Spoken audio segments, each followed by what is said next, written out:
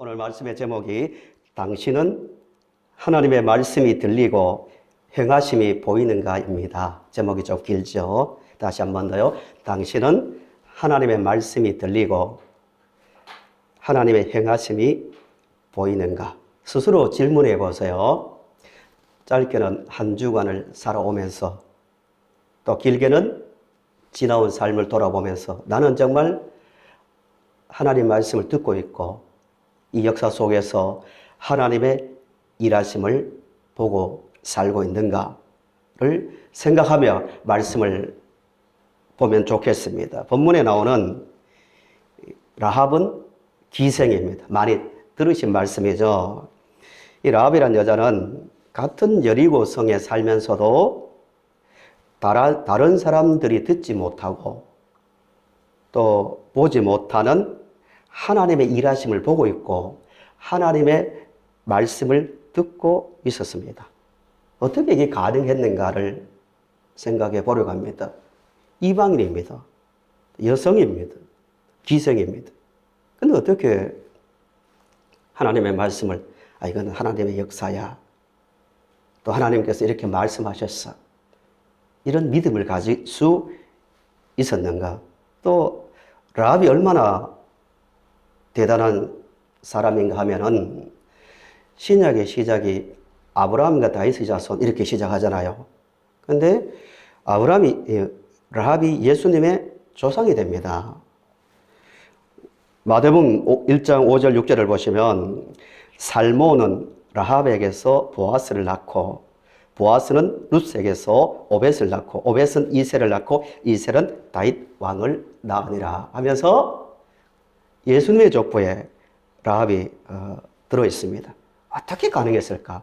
어떻게 이런 믿음을 가지고 있었을까를 이 본문을 보면서 우리가 생각해 보려고 합니다. 당시로 한번 들어가 보겠습니다. 당시에 하나님의 백성들이 약속의 땅 가나안을 눈앞에 두고 요단강을 건너기 전에 두 사람을 여리고에 정탐하러 보냅니다. 여리고가 왜 중요하냐면은 지형상 군사적으로 굉장히 중요한 지역이에요. 왜냐하면은 지도를 한번 보세요. 지도를 잘 보이시죠? 보시면 북쪽 연합군과 남쪽 연합군이 이스라엘이 들어왔을 때 두 팀이 합쳐서 공격에 올지도 몰라요. 그것을 길목을 차단하는 중요한 자리가 여리고예요. 아마 여호수아가 38년 전에 이 땅을 다 둘러봤거든요. 굉장히 군사적으로 중요한 위치라는 것을 알았을 거예요. 그래서 이 지역을 정복해야만 또 요단을 건너면 첫 번째가 또 자연스럽게 여리고인데 이 지역을 정복하는 과정에서 이 라합이라는 여자를 만납니다. 여리고는 초긴장 상태에 있었거든요. 이스라엘이 지나온 일에 대해서 다 들었을 거 아니에요. 그래서 철저하게 방어 태세를 취하고 있었는데 두 정탐꾼이 들어갔는데 정보망에 걸린 거예요. 준비하고 있었으니까. 기생 라합의 집에 숨어 들어갔는데 어떤 사람이 정보원이겠죠. 라합 왕에게, 여리고 왕에게 보고하고, 여리고 왕이 신속하게 라합의 집에 체포조를 보냈습니다. 라합이 이걸 알고 빨리 지혜롭게 가나안은 지붕이 평평하거든요. 지붕에 두 정탐꾼을 숨기고 잡으러 온 사람을 체포조를 따돌리고 결과적으로 성공적으로 정탐할 수 있게 했다는 거예요.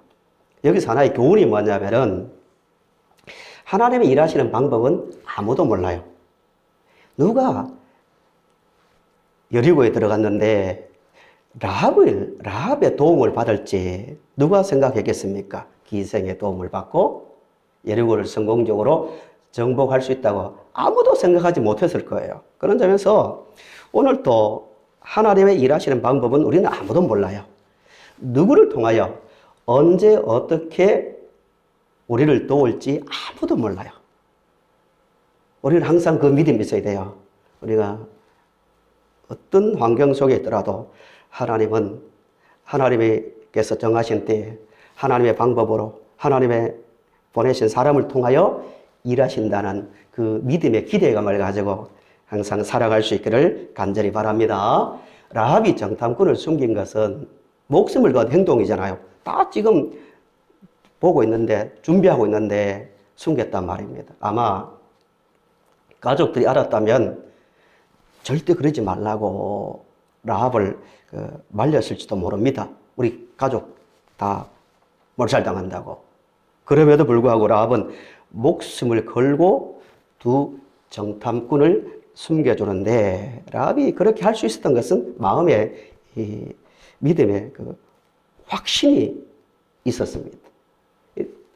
체포자가 돌아간 다음에 지붕에 두 사람이 지금 숨어 있잖아요. 잠들기 전에 올라갑니다. 라합이 올라가서 그 두 사람에게 라합이 그 말한 내용을 보면 라합의 믿음이 어떤지를 볼 수가 있습니다. 대단한 믿음입니다. 올라가서 한 말이 9절부터 13절까지 나오는데 먼저 9절을 보십시오. 9절을 보시면 이런 고백을 합니다. 라합이 말하되 여호와께서 이 땅을 너희에게 주신 줄을 내가 아노라. 우리가 너희를 심히 두려워하고 이 땅 주민들이 다 너희 앞에서 간담이 녹나니. 이렇게 말합니다. 놀라운 믿음입니다. 왜 놀라운 믿음이냐 하면은 38년 전에도 비슷한 일이 있었습니다. 38년 전에도 하나님의 백성들이 약속의 땅을 눈앞에 두고 그때는 12명을 정탐꾼으로 보내어서 가나안을 40일 동안 둘러보게 합니다. 샅샅이 둘러보고 와서 온 백성들을 모아놓고 보고한 내용이 잘 아시죠? 이렇게 말합니다. 두 사람 여호수아와 갈렙을 빼고 같이 간 8명과 모든 백성들의 반응이 이거예요. 모세와 아론을 원망합니다. 우리가 애굽에서 죽었거나 돌아와서 하는 말입니다. 광야에서 죽었으면 좋았을 걸. 이렇게 말합니다. 보고를 다 듣고요. 왜 우리가 여호와가 우리를 그 땅에서 들어가게 해서 칼에 맞아 죽게 하는가? 우리가 그 땅에서 들어가면 다 사로잡힐 거다. 애굽으로 돌아가자 하고 마지막에는 우리가 모세와 아론에게 속았다 하고 돌을 들어서 쳐 죽이려 합니다. 한마디로 말하면 이런 이야기죠. 우리 망했다. 우리 이제 다 죽게 생겼다. 이제 약속의 그 땅은 가보니까 좋지만 성벽은 하늘에 닿을 만큼 높고 견고하다는 거죠. 그들의 신장은 우리보다 월등히 크고 도저히 우리가 모든 면에서 그들과 싸워 이기기는 불가능하다. 그들에 비하면 우리는 뭐와 같다고 말합니까? 메뚜기 같다고. 메뚜기가 팔짝팔짝 뛰니까 뛰잖아요. 아무 힘없는 상징물이죠. 끝났다는 거예요. 그 당시에 하나님의 그 백성이라고 하는 사람들이 하나님의 일하심을 가나안에 대한 그 약속에 대한 믿음도 없었고 하나님의 일하심을 믿지 못했거든요. 그에 비하면 라합은 어떻습니까? 같은 환경을 보고 같은 상황 속에서 가나안은 하나님께서 이스라엘에게 주셨기 때문에 이스라엘은 능히 가나안 땅에 들어갈 것을 믿고 있는 거예요. 보통 믿음이죠. 보통 믿음이 아니죠. 라합이 이렇게 당신들이 이 가나안을 차지한다고 말할 수 있었던 것은 이스라엘의 전투력이 강해서도 아니고 또 가나안 원주민들의 무기가 이스라엘보다 못해서도 아닙니다. 실제 월등했거든요. 그리고 자기들이 살고 있는 성벽이 허술해서도 아닙니다. 여리고성은 견고했다고 말씀드렸습니다. 이중으로 쌓은 성벽이기 때문에 도저히 정복할 수 없는 성입니다. 그런데도 라합이 그렇게 말할 수 있었던 것은 하나님이 누구신지, 하나님의 약속이 무엇인지를 알고 있었기 때문에 그런 고백을 하는 거예요. 두 번째로 라합의 믿음을 보면 10절을 보세요. 10절을 보시면 이렇게 또 고백합니다. 이는 너희가 애굽에서 나올 때 여호와께서 너희 앞에서 홍해물을 마르게 하신 일과 너희가 요단 저쪽에 있는 아모리 사람의 두 왕 시온과 옥에게 행한 일 곧 그들을 전멸시킨 일을 우리가 들었음이니라 라고 말하고 있습니다. 라합은요, 직접 보지 못했지만 홍해가 갈라진 것을 믿었습니다. 보통 믿음이 아니죠. 성경을 연구하는 신학자들 중에서도 상당수가 홍해가 실제로 갈라졌다는 것을 안 믿습니다. 그게 어떻게 가능하냐고 말도 안 되는 이야기도 하고 이렇게 주장하는 분들이 많거든요. 그 라합은 바다가 갈라진 것이 우연이 아니라 하나님께서 갈랐기 때문에 마른 땅처럼 건넜다고 또 믿고 있습니다. 그리고 요단 건너편에 있는 아모리 두 왕 시온과 옥에게 행한 일을 믿고 있습니다. 여기서 옥은 저하고 같은 성씨지만 우리 조상은 아닙니다. 강력한 아모리의 그 두 왕입니다. 그 전투에서 이스라엘이 이긴 것도 누가 하신 일로 믿고 있습니까? 하나님께서 하신 일로 믿고 있는 거예요. 라합은 지나온 그 모든 역사, 이스라엘의 모든 역사를 그냥 우연히 인간의 눈으로 바라보지 않고 하나님께서 하신 일로 보고 있다는 거예요. 믿음의 눈으로 보고 있는 거예요. 우리도 그런 믿음이 있어야 돼요. 우리가 지금까지 살아오면서 일어난 일들, 작게는 개인의 일, 크게는 세상에서 일어난 모든 일들을 보면서 그냥 우연하게 일어난 일이야. 아니면 세상 사람들처럼 군사적으로, 경제적으로 이런 관점으로만 보는 것이 아니라 하나님께서 역사의 주인이시구나 하는 그 눈을 가지고 볼 수 있어야 됩니다. 라합의 믿음이 그랬거든요. 저거는 우연히 일어났지. 그냥 살다 보니까 되어진 일이라고 생각하지 않고 홍해가 갈라진 것, 이스라엘이 지나오면서 광야에서 전투에서 이긴 모든 일들을 하나님께서 하신 일로 보고 있는 거예요. 또 라합의 믿음은 11절에 나옵니다. 11절을 다시 같이 주목해서 읽어보겠습니다. 같이 시작. 우리가 듣자 곧 마음이 녹았고 너희로 말미암아 사람이 정신을 잃었나니 너희 하나님 여호와는 위로는 하늘에서도 아래로는 하나님이시니라. 아멘. 라합이 이렇게 고백합니다. 하나님은 어디에서도 위로는 하늘에서도 아래로는 땅에서도 누구라고요? 하나님이라고 고백합니다. 이 보통 믿음이 아닙니다. 이 당시를 생각하면 라합이 얼마나 요즘으로 표현하면 하나님 말씀에 대한 성경에 대한 지식이 많았는지를 알 수 있습니다. 이 당시는 모든 세상이 다신사회건 다신.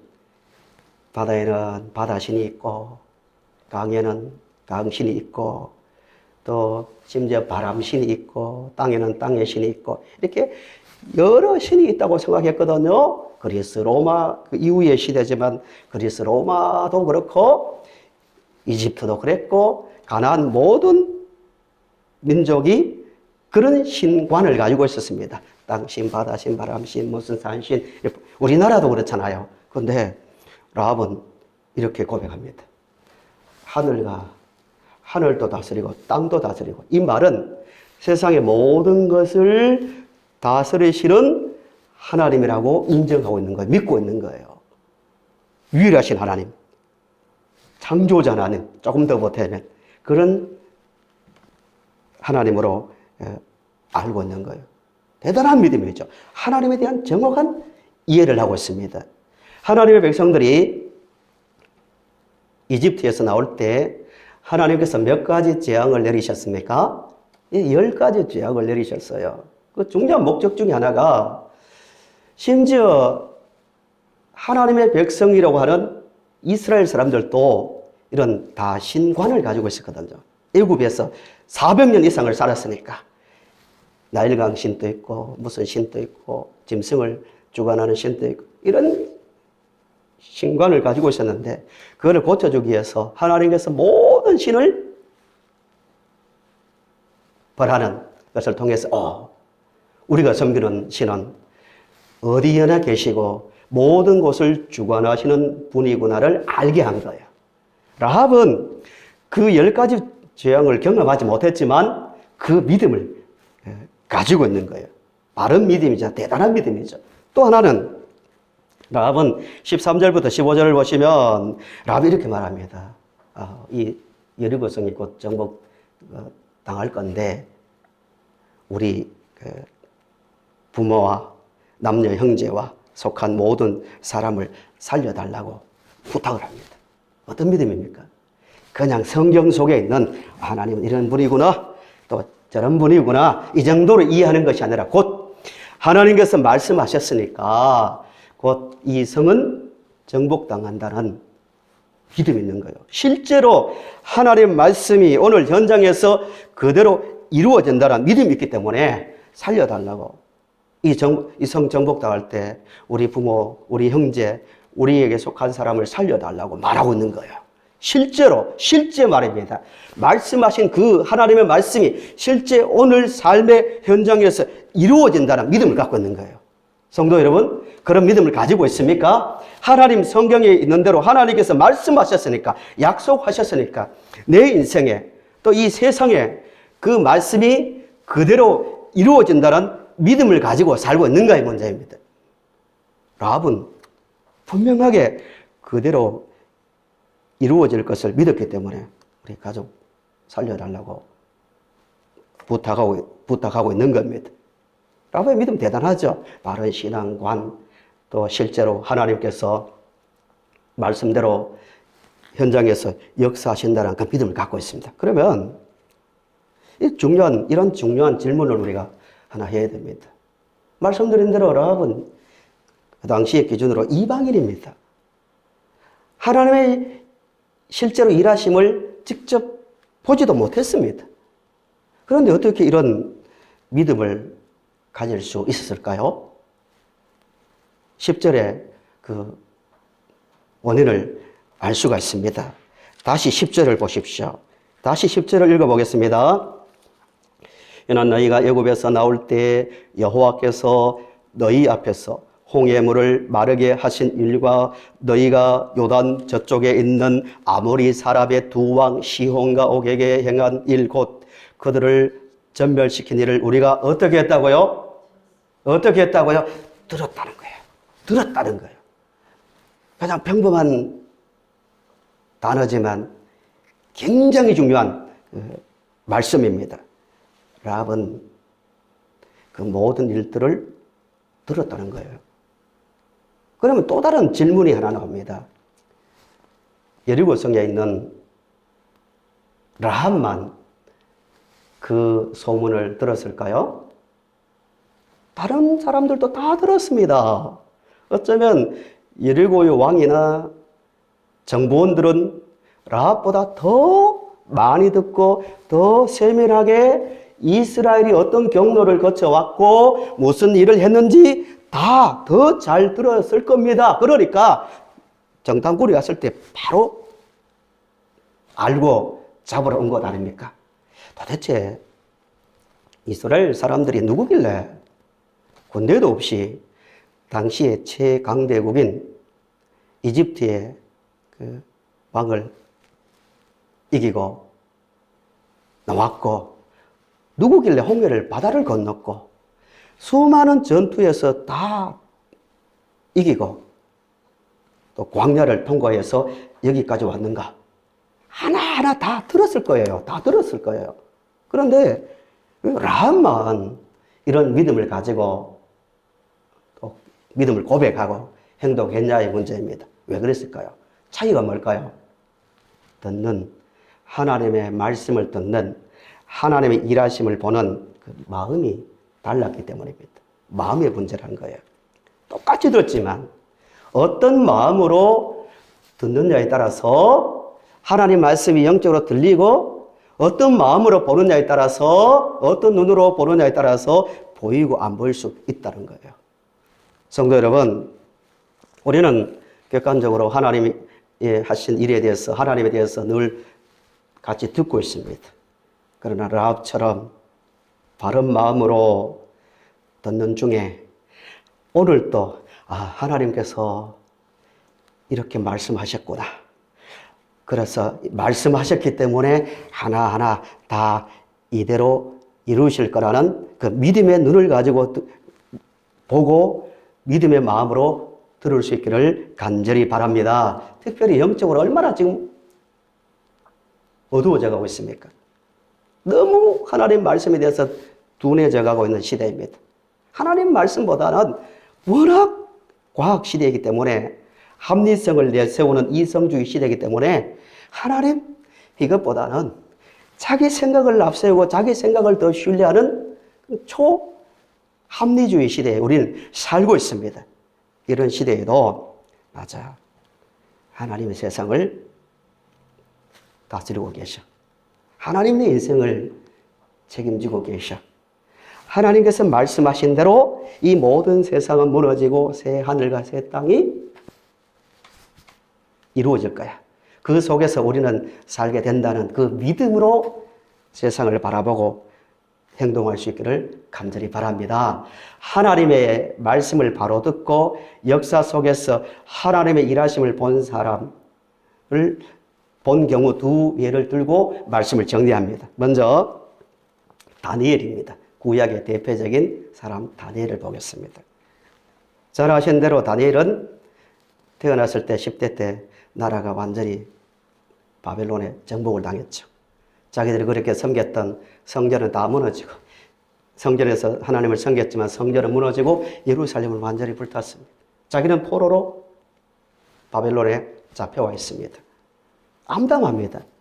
인간적으로 볼 때는 도대체 아무리 말하고 말해도 하나님이 살아계신다, 역사의 주인이다 라는 말이 도저히 믿어지지 않는 시대 속에 살았던 다니엘이지만 다니엘은 어떻게 그 역사의 현장 속에서 하나님에 대해서 고백합니까? 앞에 화면을 보십시오. 이렇게 말합니다. 다니엘의 신앙의 고백입니다. 다니엘이 말하여 이르되 영원부터 영원까지 하나님의 이름을 찬송할 것은 지혜와 능력이 그에게 있습니다. 그는 때와 계절을 바꾸시며 왕들을 세우시며 지혜자에게 지혜를 주시고 총명한 자에게 지식을 주시는도다라고 고백하고 있습니다. 다니엘의 믿음은 육신의 눈에 보이고 들리는 말들은 참 처참하고 캄캄하죠. 다 무너졌습니다. 나라가 무너지고 예루살렘은 완전히 불탔습니다. 포로로 잡혀와 있습니다. 언제 돌아갈지도 모릅니다.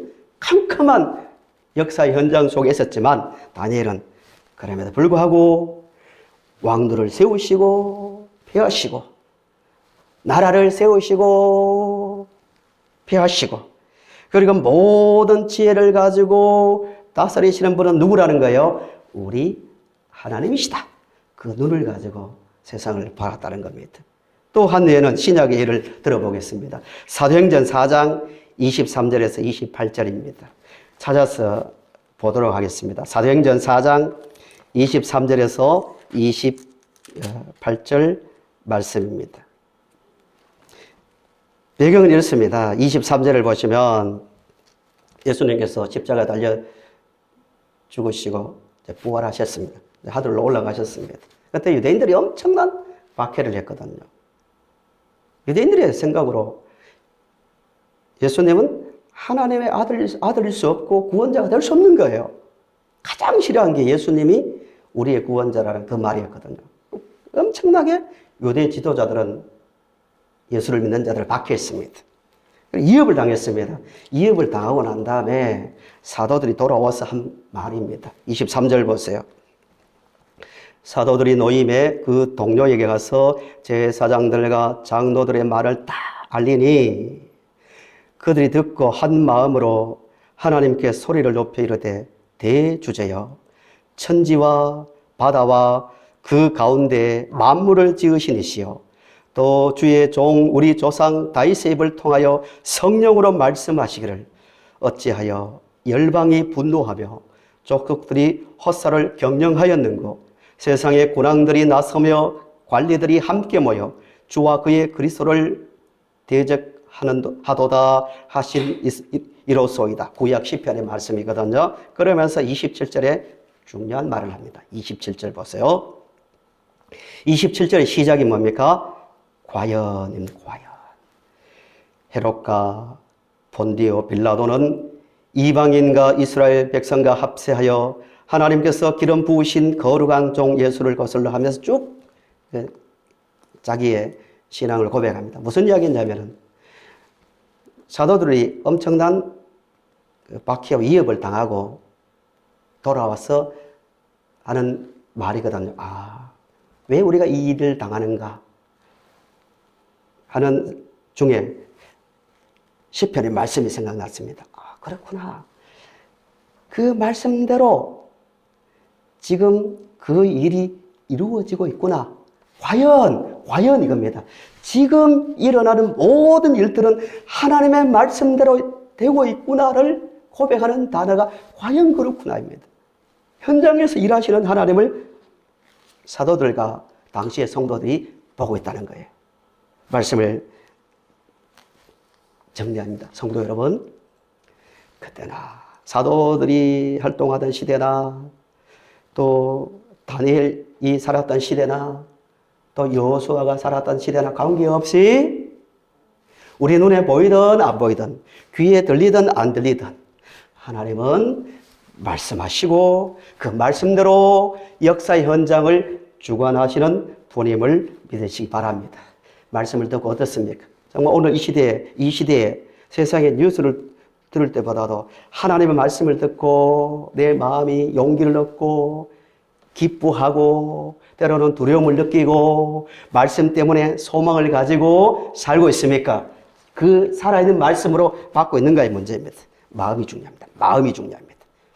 영적으로 황폐한 이 시대에 마음을 잘 지켜갈 수 있길 바랍니다. 지금 러시아가 우크라이나를 침공했고 또 어떤 분들은 인간적으로 볼 때는 가능성이 적지만 세계 3차 대전이 일어날지도 모른다.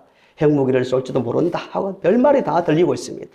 또 중국이 어떻고 또 인도가 지금 올라오고 있고 미국이 어떻고 많은 소리를 듣지만 우리는 한 가지 확신을 가져야 됩니다. 그럼에도 불구하고 하나님께서 이 세상을 다스리고 계십니다. 그 믿음 가운데서 이런 고백을 매일같이 크게 매일같이 고백하며 우리 인생을 살아갑시다. 시편 121편에 이렇게 말합니다. 내가 산을 향하여 눈을 들리라. 나의 도움이 어디서 올까? 나의 도움은 천지를 지으신 여호와에게서로다. 여호와께서 너를 실족하지 아니하게 하시며 너를 지키시는 자는 자가 졸지 아니하시리로다 라고 말하고 있습니다. 이 표현이 뭡니까?